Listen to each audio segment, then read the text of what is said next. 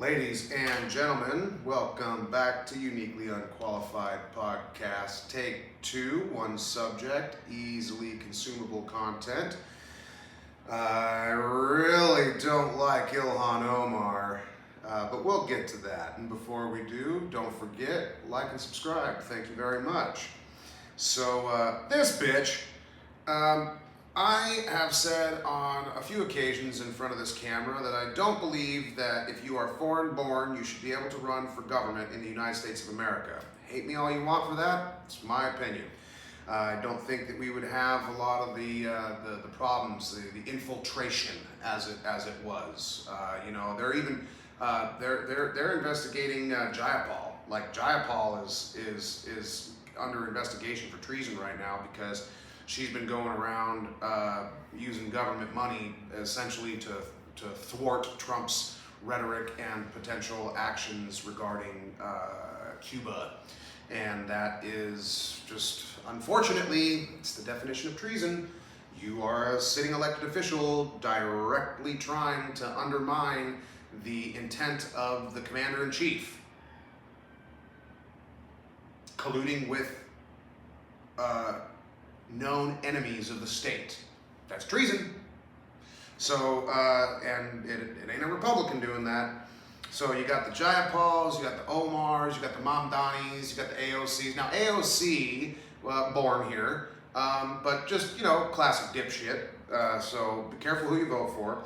But as far as the Ilhan Omars go, no, you shouldn't be able to run for office. Why? Because over the last few months, she has basically been critiquing and criticizing the United States government, the country that brought her in, gave her prosperity, and elected her into official government. And she has the balls to fucking criticize us in a negative way and say that we need to change our ways. Bitch, you were able to fucking siphon off millions of dollars to enrich yourself after being born in a fucking hut on the other side of the planet where you don't even have, where it's so fucking dangerous for you to live. If you would have been there looking pretty like you do, you'd have a million kids, you'd get raped every day, and you want to sit there and say that your allegiance is to your people in Somalia. Then get the fuck back to Somalia and go take care of your people. You don't take my fucking money that I worked hard for so you could give it to people that you think deserve it more in a different country. That's not how it works. Well, she's not in trouble yet, but with the whole Minnesota fraud thing, it really does seem to me that she's going to get hemmed up in shit because we're starting to see the Trump administration really go after these fuckers.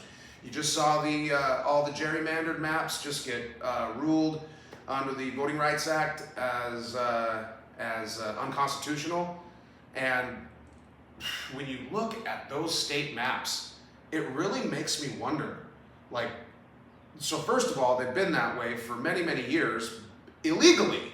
The Supreme Court ruled not against the Democrats. It just so happens to be that the Democrats did this. They ruled against gerrymandering. They ruled against that. And now all the states have to redraw all of their congressional districts to make sure that there's no racial gerrymandering going on in their state. And when you look at places like St. Louis, St. Louis, pretty sure it's St. Louis, it borders, the border of two states cuts that city in half. But it gets whatever seats it does. And it's not, anyway, the thing in Louisiana, it just basically goes from northwestern Louisiana to southeastern Louisiana, just in a line. And some parts of that line are as wide as a fucking highway or a freeway. And so this directly threatens the Democrats in the midterms and the 2028 election. And I was watching Tim Pool, and he was basically saying that it's a wrap. Like them doing this, the Supreme Court ruling against this is that's kind of the end for a hot minute for the Democrats because they got away with it for a period of time and it's illegal. It's illegal. The deal with the Democrats are is they are a controlling authority, but they are the vast minority, I think. And we're sick of it. We're sick of it. You know, we're sick of having colorful flags shoved down our face. We're sick of our kids coming home with goofy poetic literature about transgendered this and transgendered that. We're sick of it. And we're sick, you know, young men are sick and tired of being called toxic and all that shit. Like, you're not, like, they don't understand, like, you Democrats don't fucking understand humanity. You don't understand what makes a person tick. You don't. Pain makes a person tick. And guess what? You just went through all of Obama and Biden and almost, you know, tried to foist Harris up upon us. And what did we respond with? Because of years and years of pain under you fucking people. The first response was the first Trump administration, because Obama fucked this country up in the eyes of the citizenry and the whole world. Gas prices raised, tensions raised, wages fell flat, completely stagnant. Obamacare was an absolute catastrophe that is still ruins our fucking health coverage system today. And so, you know, and the American people saw that and they were like, yeah, fuck that. And so they elected Donald Trump. And Donald Trump started breaking everything down to the degree that it was like people really wanted to see that. I really do think that there was some shenanigans going on with the 2020 election. And, you know, frankly, just by proxy of this racial gerrymandering in all these states where all these blue sections, you should see this map, go look it up for yourself, where like these states just got put back into full red. And it's not because the Republicans are cheating, it's because those are the voters in those areas. Period. You know, just because you're black, a black person does not equal Democrat. It's not true. It's not fucking true. I've met some liberal black folks. I've met way more conservative black folks.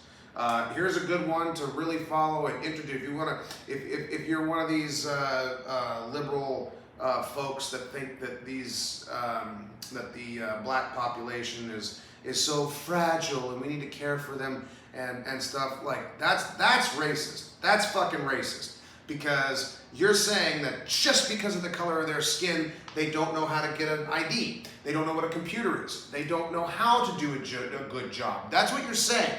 By saying that they're a fragile community, therefore, that's called soft racism. So you guys have been racist. So I've met more conservative black folks than I have liberal black folks. And there's a Texas representative named Wesley Hunt, and you should look into it. So anyway, back onto this Ilhan Omar bitch. So foreign born, comes in, gets elected, starts talking shit about the American people, our government, and what we owe Somalia, according to her. Meanwhile, she's probably at the helm of a large amount of fraud going in and out of Minnesota.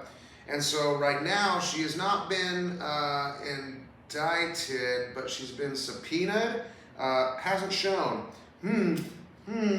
Wonder what says guilty more than not showing the fuck up. Because, you know, that's what criminals that go in contempt of court for a court hearing or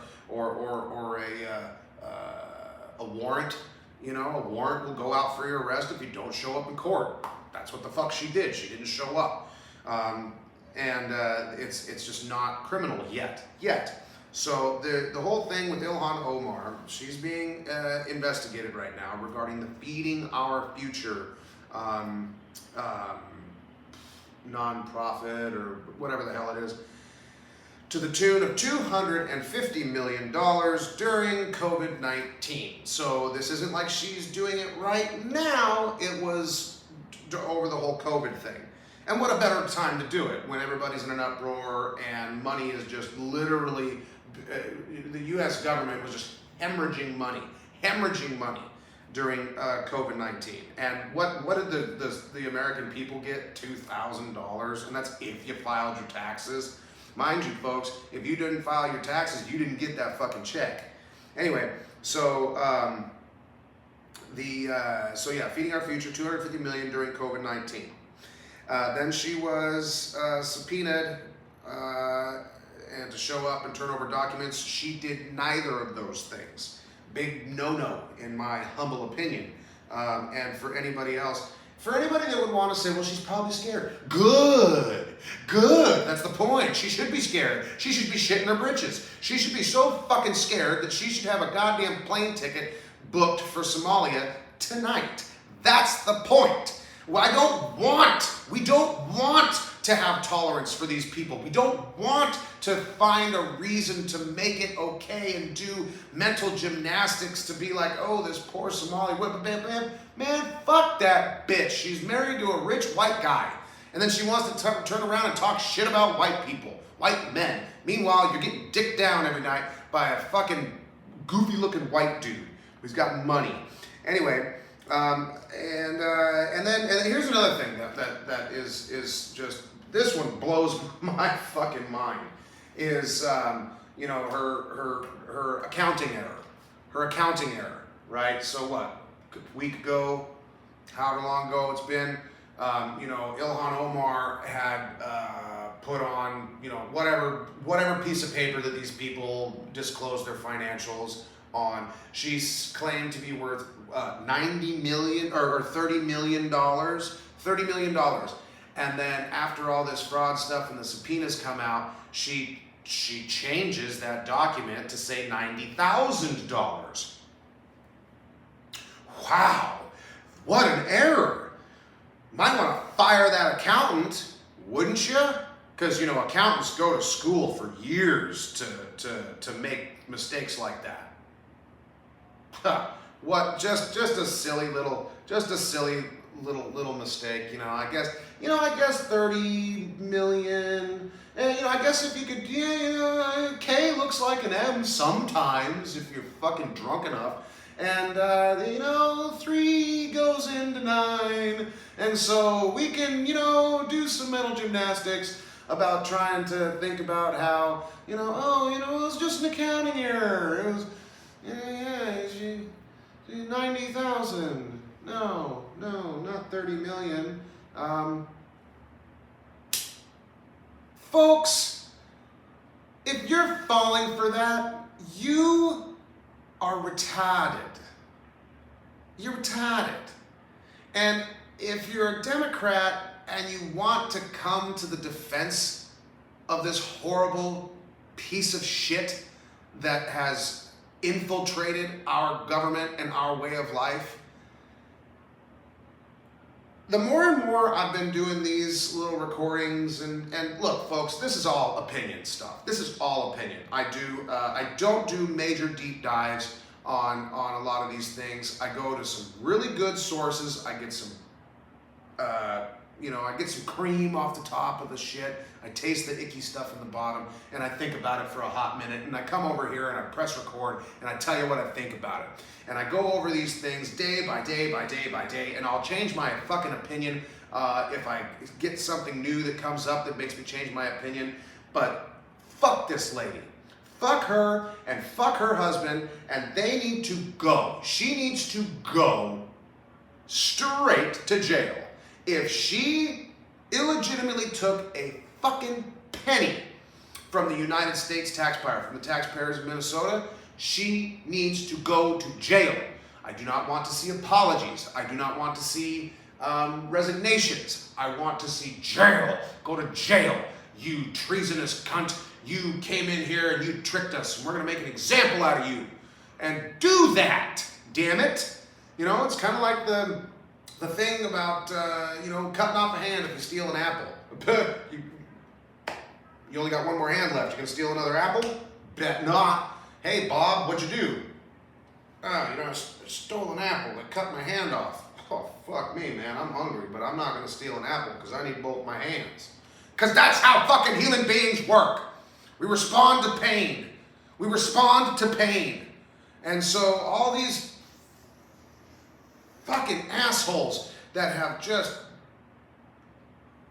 undermined our government and our way of life, to jail with all of you. I want you in jail. If you are a pedophile, if you are a fraudster, if you are Ilhan Omar, go to jail. Uniquely Unqualified Podcast Take Two. Please like and subscribe. We'll see you later.